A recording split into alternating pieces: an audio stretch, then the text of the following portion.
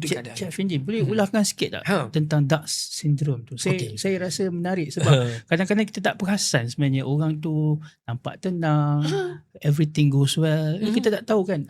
Boleh cerita sikit dalam pengalaman Cik Effendi dalam sebagai pegawai psikologi, kaunselor di Kementerian Kesihatan Malaysia, rakyat Malaysia ni macam mana Down syndrome ni? Alright.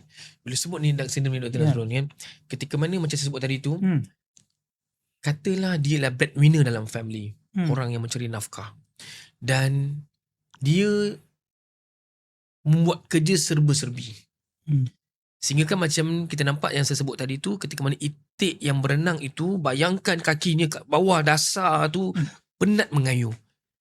Tapi kita nampak itik tu flow cantik je kan, tapi sebenarnya itik tu struggle. Itulah yang sedang dihadapi kebanyakan masyarakat kita pada hari ini. Mereka struggle dalam hidup mereka, sehingga kan mereka jadi penat dan lesu.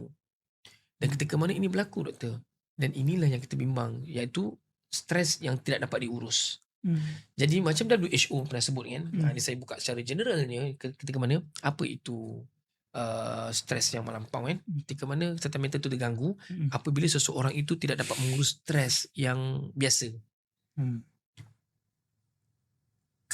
Contoh, kalau stres yang biasa tu macam mana?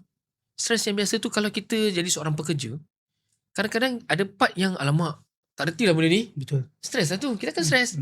Itu normal stres. Tapi orang yang mengalami keadaan kesihatan mental yang terganggu, stres macam tu pun dia boleh jadi gila. Gila dalam sense kata-kata manusia, apa kata-kata bahasa mudah kita sebut lah. Pasal lah. Gila macam, alah benda ni lagi. Mula dia baling barang. Kenapa aku ada ketuk meja? Right. Sedangkan stres tu benda yang stres yang biasa. Tapi orang yang ada kesihatan mental ni, dia tak dapat cope. Sebab tu, ketika mana seseorang itu tidak dapat cope dengan stres yang biasa, dan kemudian dia tidak dapat menghasilkan kerja yang produktif dan menyumbang kepada masyarakat, dan pada peringkat itu kita faham bahawa orang ini sedang mengalami gangguan kesihatan mental kat situ.